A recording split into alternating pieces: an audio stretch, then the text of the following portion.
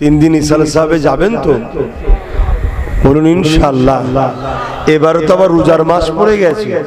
জি, এই রোজার মাসে ইফতারি করানো এই 3 দিন ইসাল সাহেবের অভিজ্ঞতা আমার প্রথম। এর আগে কখনো ইফতারি করানো হয়নি, তাই প্রথম। নলেজ সিটিতে দাওয়াত দিচ্ছে ইফতারের, দরবারও ইফতার হবে, দরবারে তো জায়গা সব ছোট, তারপরেও যদি আপনি দরবারে করেন আলহামদুলিল্লাহ। যদি মনে করেন নলেজ সিটি ফাঁকা জায়গায় চলে যাবে, গিয়ে ইফতারি করবেন, তবে কিন্তু একটু আগে আগে যেতে হবে। কেন এটা অন্য টাইমের খানা খাওয়ানো নয় যে একটু দাঁড়ানোর পরের পাতে দেবো, একটু অপেক্ষা করুন, ভাত চাপানো আছে। এটা আজান দিবার সাথে সাথেই করতে হবে, তাই তো নাকি?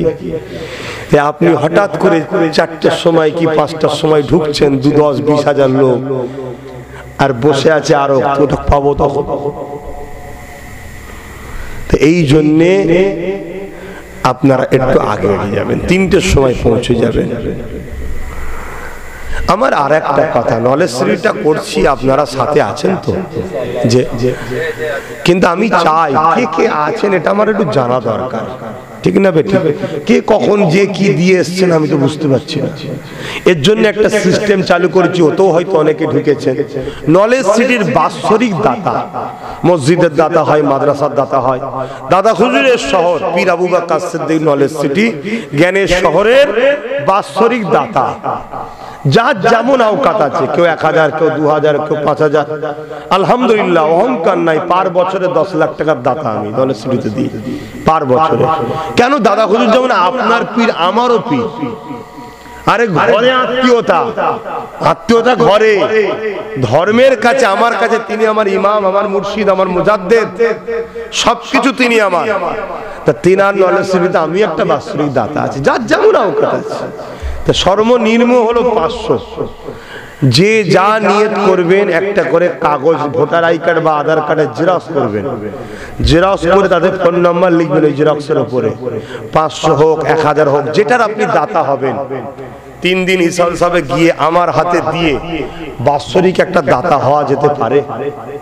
কি গো, হ্যাঁ কি না বলে? ধরুন 500 টাকা করে বছরে দেবেন, যার যেমন আছে। কেউ বেশি দান, সেটা তার দান।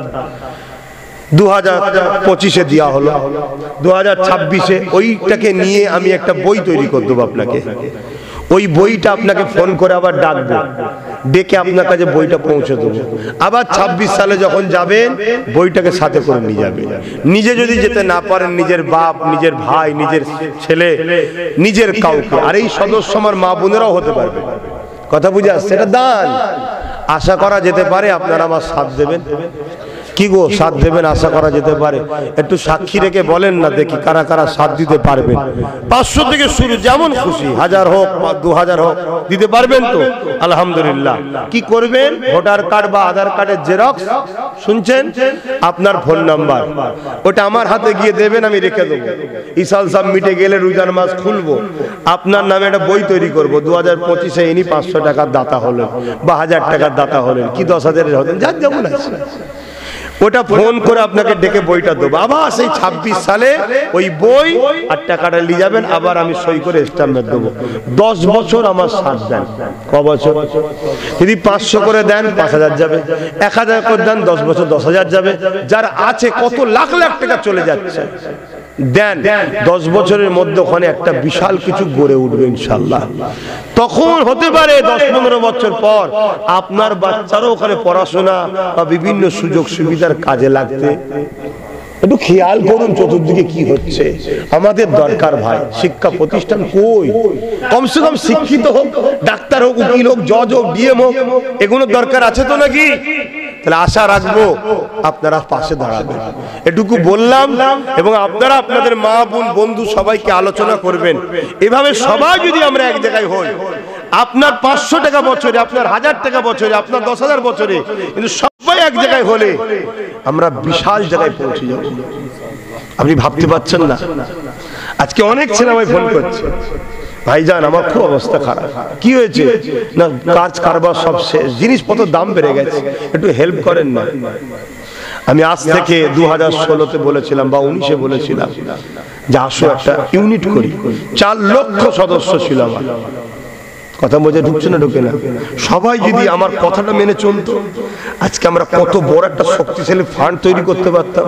যা এলে তুই কিছু নিয়ে যা, আবার পরে দিয়ে দিবি কিনা, আস্তে আস্তে বেঁচে তো যেত এই সময়। কিন্তু আমার কথাকে গুরুত্ব দিচ্ছেন না। ডাইরেক্ট আমার সঙ্গে কথা বলতে হবে, ডাইরেক্ট। আমি ওই জন্য বলে দিচ্ছি বারবার, কেন যে কারো মাধ্যম দিয়ে যাবেন, আমার কাছে পৌঁছাবে না, আপনি কিছু পাবেন না। আমার হাতে আসুন, আমার কাছে কথা বলুন। যদি ইসালে সাহেব কোনো কারণে আমায় দেখতে নাও পান, ফিরে চলে আসুন।